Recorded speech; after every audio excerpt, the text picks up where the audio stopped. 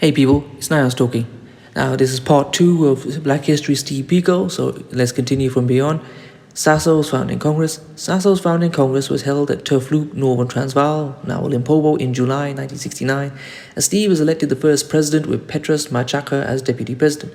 Steve's presidential address was titled Sasso, its role, its significance, and its future, and as the title suggests, he spelled out the reasons the organization came into being and what role it was meant to play. Steve spoke of the organization being formed by those treading a middle path between black middle militants who rejected any links with the New SAS and white students who saw the organization as rejecting the liberal stance towards multiracial interaction.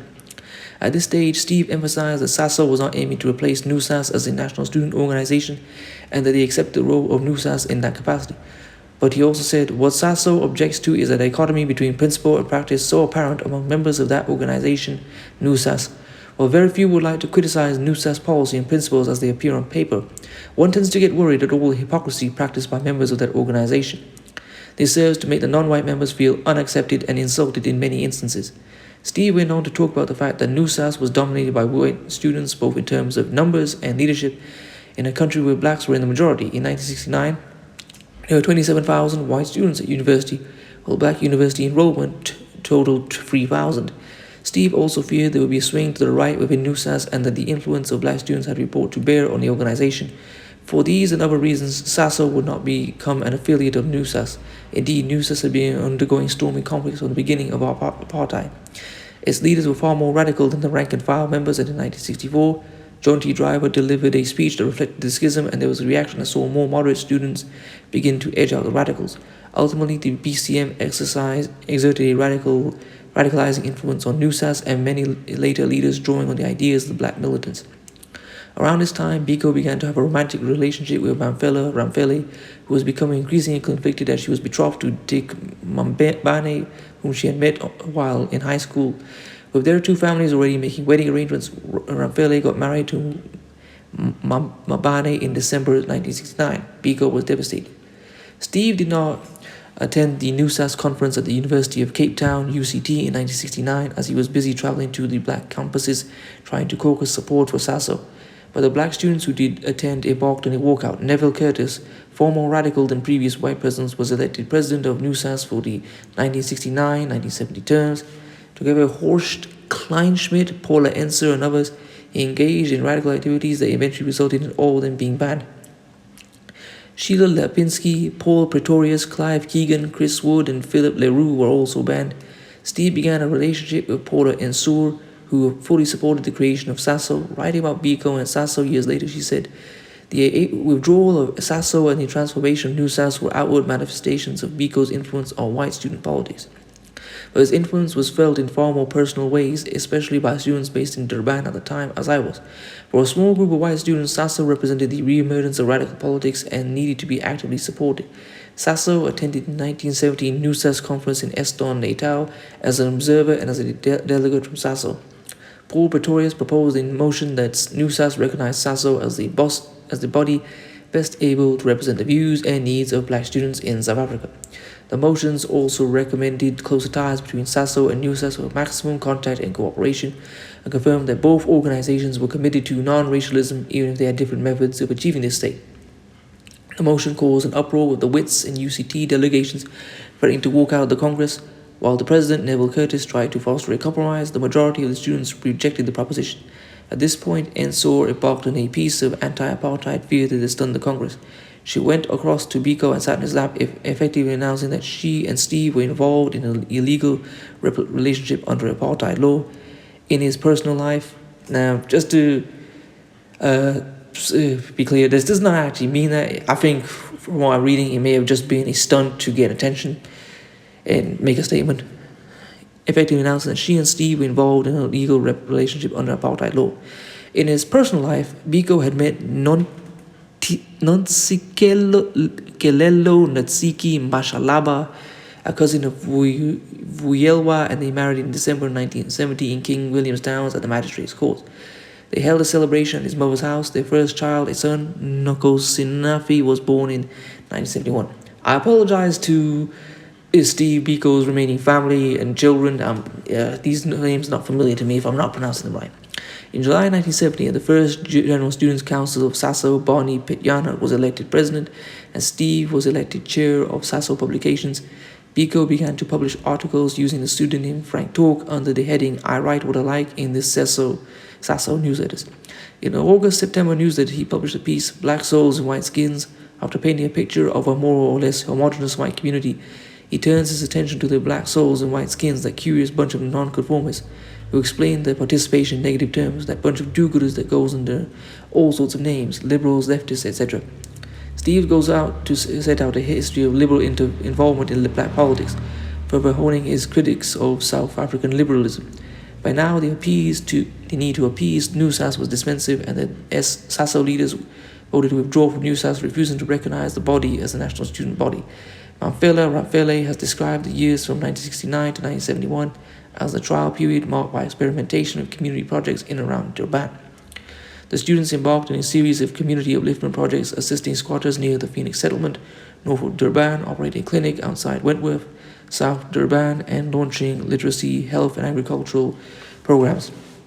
These projects continued over the next few years and helped not only to improve material conditions, but to instill a sense of self-empowerment and self-determination, one of the essential aims of the BCM. At the second General Student Council in July 1971, the students set out the aims of black consciousness. The students passed a resolution on black theology and rejected the Christianity of the white electorate, which they saw as upholding the structures of the oppression. By now, Sasso was also considering the launch of other bodies such as national political movements and trade unions. In the December 1971 holiday period, students conducted a survey in the Winterveld area near Pretoria to gather statistics and knowledge that would inform community development projects. They also helped at the Mabo Pane private clinic, and students had studied gathering places such as bus and taxi ranks and informal markets. In the north, Turfloop students helped at the nearby Monkwe clinic and developed important relationships with the surrounding community. Meanwhile, an event that was to project Sasso onto the national stage occurred in April 1972 at Turfloop. Ngo Potse Abraham Tyro was expelled after delivering a speech containing a scathing critique of Bantu education and racist practices at universities and society in general. Students embarked on a solidarity strike, boycotting their classes until many were expelled. When they were allowed to return to campus, Sasso was suspended and only revived in 1974 by Pandelani Nefulovhodwe and his comrades, but they were forced to base themselves off campus. At the third General Student Council in July 1972, Sasso President Temba Sono delivered a speech that recommended better relations with whites and with some homeland leaders, provoking outrage among the students. Steve introduced a motion of censure, arguing the speech was contradictory to Sasso policy and the spirit of the policy. Pityana proposed that Sono be expelled from the organization. The third council also saw the question of armed struggle hotly debated, with some, led by Keith Mokowape, pushing for Sasso to join the military struggle. They were told to search for other grazing lands, as Sasso was determined to remain an above-ground organization. On the other hand, the council took strong positions against apartheid institutions, particularly the Bantustan homeland system and Bantu education. During the period from 1970s, Sasso leaders were beginning to consider the limitations of organizations confined to student membership, and the idea of a broader community formation took root, which would result in the launch of the Black People's Convention, BPC. Members of 6 organizations met in Bloemfontein in April 1971 to discuss the issue, including leaders of the Interdenominational African Ministers Association, IDAMASA, and the Association for the Advancement of African People of South Africa, ASECA. A steering committee was established at a subsequent meeting in August of the same year, with editors of The World and ASECA President M.T. Morane tasked with drawing up a constitution. After a report-back meeting at the Donaldson Community Center in Orlando in December 1971, a second steering committee was established under the leadership of Drake Koka, which met in Lenasia, south of Soweto, on 13th of January 1972. Throughout these deliberations, there was debate about the nature and function of the proposed body. Some saw it as a simple umbrella body that served as a coordinating function, while others wanted BPC to act as a vanguard body, leading the people in a thoroughly political project, ultimately to take power. Steve was somewhere in between and was concerned that decisions were being made without consulting other members of the black community, especially in Indian and colored communities. It was important to Steve to add substance to the non-racial nature of the black as defined by the BCM. Biko approached Sax Cooper and Srini Moodley to join the second steering committee, which met again in Dubai and later at Wentworth in May 1972. After a number of preparatory meetings, BPC was launched at the first national conference in Hammondscroll, North Pretoria, in December 1972. With 1,400 delegates from 145 organizations present, the conference proposed to unite all South African blacks into a political movement which would seek liberation and emancipation of black people from both psychological and physical oppression. From its beginning, Steve was active in the affairs of BBC. More formally, he was employed as BBC's full-time youth coordinator. The Black Consciousness Movement, together with the study project on Christianity and Apartheid Society, SPROCAS, set up a branch for community activities called Black Community Programs, BCP, in January 1972. Benny Koapa, a social worker at the YMCA, was elected to drive the organization. With funding from Reverend Bayers Nord Christian Institute, the BCP embarked on a series of projects, including community development programs in King Williamstown, Winterveld, and other areas. Biko, after quitting his medical studies in August 1972, was heavily involved in BCP activities. He described the rationale of the organization first. Essentially, it answered the problem that the black man is a defeated being who finds it very difficult to lift himself up by his bootstrings. He is alienated. He is made to live all the time concerned with matters of existence, concerned with tomorrow. Now he felt that we must attempt to defeat and break this kind of attitude and instill once more a sense of dignity within the black man. So what we did was to design various types of programs, present these to the black community with an obvious illustration that these are done by the black people for the sole purpose of uplifting the black community. We believe that we teach people by example. Mamfele Ramfele, who was one of Biko's main lieutenants in BCP, wrote, "The Eastern Cape office was set up in response to Steve Biko's banning and restriction to that area in 1973. Offices in Transvaal and Natal followed in 1974 and 1975 respectively, but the Eastern Cape emerged as the dominant region in terms of projects and the caliber of staff it employed. Importantly, BCP became the publishing arm of the BCM, producing Black Review, annual reviews, and other publications such as Creativity in Development and Black Perspectives, as well as Black Viewpoint through Raven Press and an arm of Sprocras. Bannings, state reactions to BCM successes. The BCM was becoming a presence in the country and not only at tertiary institutions. It was visible in the media, at schools, at community theatres, and events that broke the pattern of quiescence that followed the banning of the ANC and PAC.